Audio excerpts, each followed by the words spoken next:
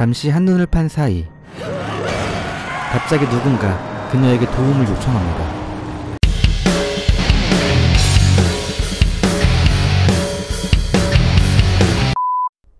청각장애를 앓고 있는 조이. 아버지가 소유하던 차를 받은 후 미주 횡단을 하며 남자친구를 만나러 갑니다. 아무도 없고 아무런 차도 없습니다. 이때까지만 해도 조이는 평화로웠고 남자친구와 사진을 주고받기도 합니다. 다시 움직이던 그때 그녀의 눈앞에 나타난 한 사람. 깜짝 놀란 조이는 그를 도와주지만 심상치 않은 분위기를 느낀 그녀의 눈엔 지역 갱들이 들어옵니다. 총상을 입은 채 누워있는 남자를 구해주는 조이. 하지만 이내 곧 이 지역의 갱들에게 둘러싸입니다. 자신의 눈앞에서 참혹하게 살해당한 조금 전 남자. 갱들은 그녀를 둘러싸 조롱하기 시작합니다. 그리고 필사적으로 도망가는 조이. 도망갈 수 없다는 곳이란 걸 알고 있는 갱들은 그녀에게 총을 겨눕니다. 결국 붙잡히게 된 조이. 손과 발이 처참히 묶인 채 이들에게 잔인한 폭행을 당하는데요. 그들은 인간의 탈을 쓴 악마들이었습니다. 피도 눈물도 없는 세상에서 가장 쓸모없기도 한 인간 쓰레기들이었습니다. 살을 파고드는 아픔을 견뎌내며 가까스로 탈출한 조이는 또다시 갱들에게 붙잡히고 결국 목숨을 잃게 됩니다. 연락이 닿지 않자 그녀를 찾아 나선 남자친구. 어느 한 인디언에게 발견된 그녀의 시체.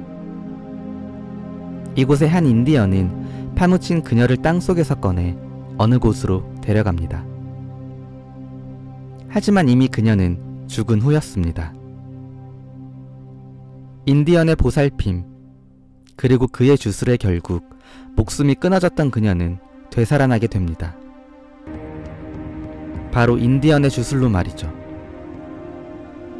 자신을 이렇게 만든 인간들이 떠오르며 그녀는 잠시나마 깨어나게 되는데요. 허나 그녀는 더 이상 조이라는 여자이기 전에 복수를 꿈꾸는 존재가 되어버렸습니다. 그리고 드디어 복수라는 신이 조이의 몸속으로 들어가 그녀를 깨우게 됩니다. 주술로 되살아났지만 그건 아주 잠시뿐이었습니다. 그리고 조이는 세상에서 가장 슬픈 복수를 준비합니다. 정신이 나간 듯한 조이가 맨발로 어디론가 향합니다. 공중전화기 앞에서 누군가에게 전화를 걸었는데 상대방은 바로 남자친구였죠. 그때 막 조이의 눈에 들어온 차량 한 대, 그리고 누군가. 술집으로 따라 들어간 조이. 그녀를 이상한 눈으로 쳐다보는 사람들. 깜짝 놀란 술집 주인의 눈빛으로 뒤를 돌아본 그 사람은 바로 그녀를 처참히 짓밟고 죽인 인간들 중 하나였습니다. 그리고 드디어 그녀의 잔인한 복수가 시작됩니다. 그 자리에서 배가 찢기고 내장까지 밖으로 쏟아지면서 지옥으로 떨어집니다. 그녀와 마지막으로 통화했던 이곳에 도착한 남자친구는 사람들에게 조이의 사진을 보여주지만 당연히 모두가 한통속이었기에 찾을 수 없었습니다. 또한 그녀는 남자친구의 앞에 나타날 수가 없었습니다. 자신의 모습이 너무나도 처참했고 슬펐기 때문입니다. 다음으로 죽여버릴 인간 쓰레기들 중 하나를 갈기갈기 찢어버리기 위해 움직인 그녀. 그리고 드디어 눈앞에서 만난 쓰레기 하나. 고통스럽게 죽여버리기 위해 단 한 번으로 끝내지 않습니다. 세상에서 가장 잔인한 복수였으니까요. 죽은 줄로만 알았던 그녀가 되살아나 자신들의 앞에 나타났다고 믿는 이 지역의 쓰레기들은 그녀의 남자친구를 미끼로 붙잡습니다.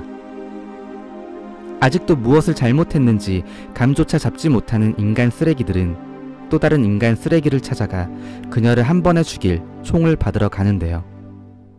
역시 끼리끼리 만난다는 말은 세계적으로도 공통인 것 같습니다. 공포와 고어의 중간인 이 영화는 어느 날 갱들에게 붙잡혀 참혹한 폭행을 당한 뒤 결국 목숨을 잃은 한 여자의 복수를 그린 작품입니다.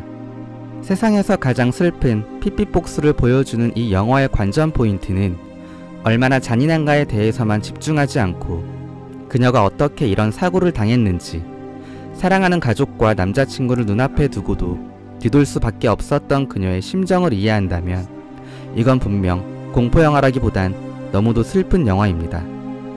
저는 루피 영화였고요. 그럼 여러분 모두 살펴가세요.